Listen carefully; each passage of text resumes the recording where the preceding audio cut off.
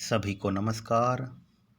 संगीत विषय पाठ्यक्रम के अंतर्गत बीए प्रथम वर्ष में भारतीय शास्त्रीय संगीत की प्रमुख ताल, आज हम एक ताल के बारे में संक्षिप्त में जानेंगे और समझेंगे कि एक ताल का हिंदुस्तानी शास्त्रीय संगीत में क्या महत्व है, कितनी मात्राओं की ताल है और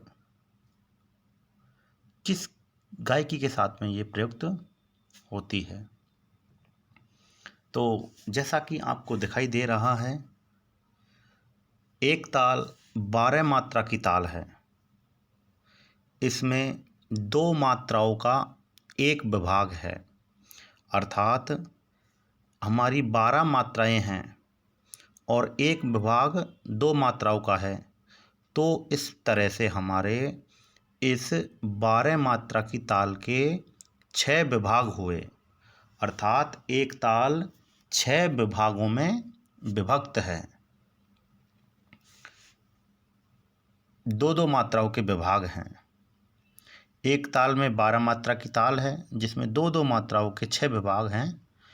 इसमें आप ध्यान से देखेंगे तो पहली मात्रा पर, उसके बाद में 5वीं मात्रा पर, फिर 9वीं मात्रा पर और 11वीं मात्रा पर ताली हम बजाते हैं, अर्थात ताली का मतलब भरी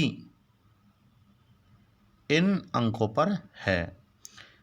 इसके अलावा तीसरी मात्रा पर और 7वीं मात्रा पर इसमें खाली है और खाली का संकेत हम हाथ को दूर हटाकर करते हैं। इस ताल को हम हाथ पर भी लगाना सीखेंगे।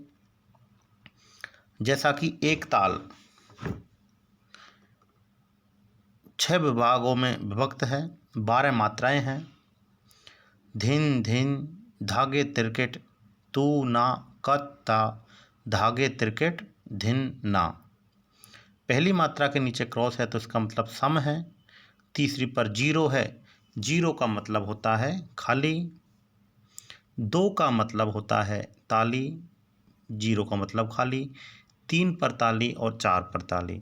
भातखंडे स्वरलिपि पद्धति के अनुसार क्रॉस को सम मानते हैं, 0 को खाली मानते हैं।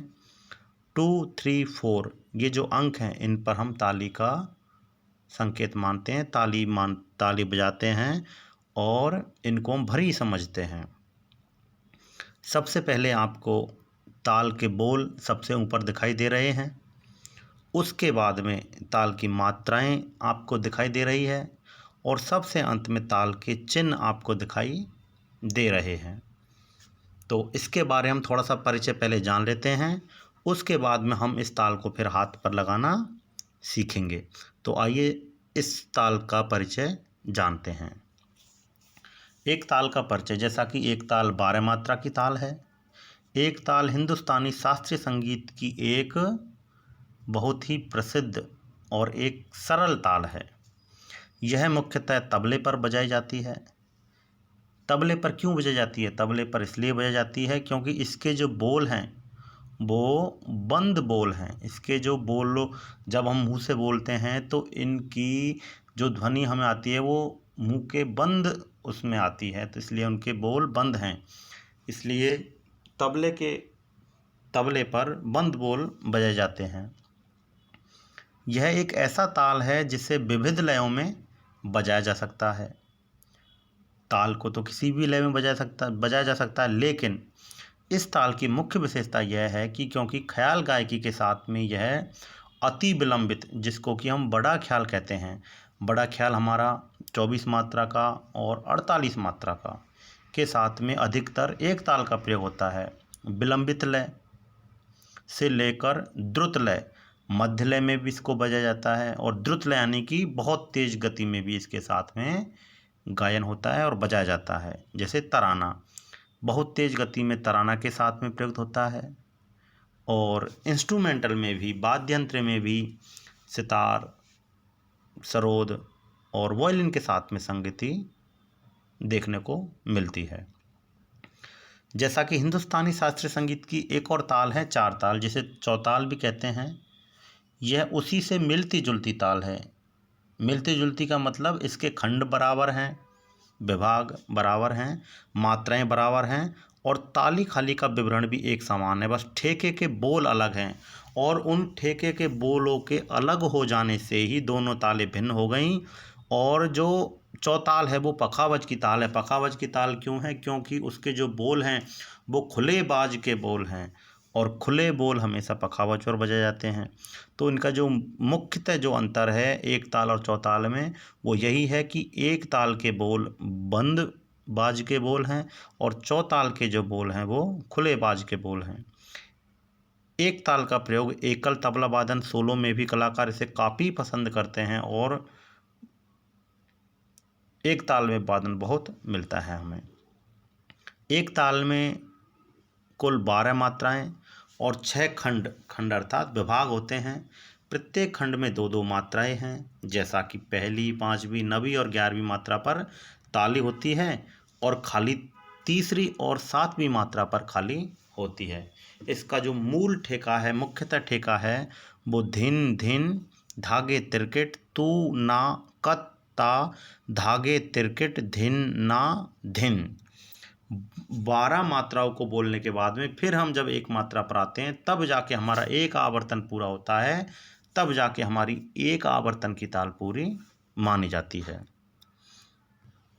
तो आइए हम इस एक ताल को हाथ पर लगाना सीखते हैं। तो आइए हम एक ताल को हाथ पर बजाना सीखते हैं। उससे पहले समझ लेते हैं कि पहली मात्रा पर हम हाथ पर ताली बजाएंगे और बहुत ध्यान से समझना है और ध्यान से देखना है कि किस प्रकार से हम हाथ पर इस ताल को सीखते हैं, समझते हैं, किस प्रकार से ताली और खाली हम दिखाते हैं। तो ध्यान से देखिएगा। धिन धिन धागे तेरे किट।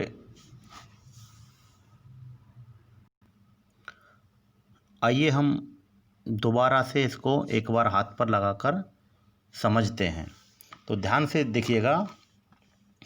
धिन धिन धागे तेरे किट तू ना कत ता धागे तेरे किट धिन ना धिन।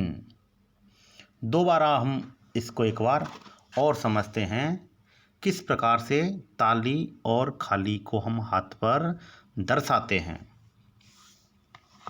धिन धिन धागे तेरे किट तू ना कत ता धागे तेरे किट धिन ना धिन। इस प्रकार से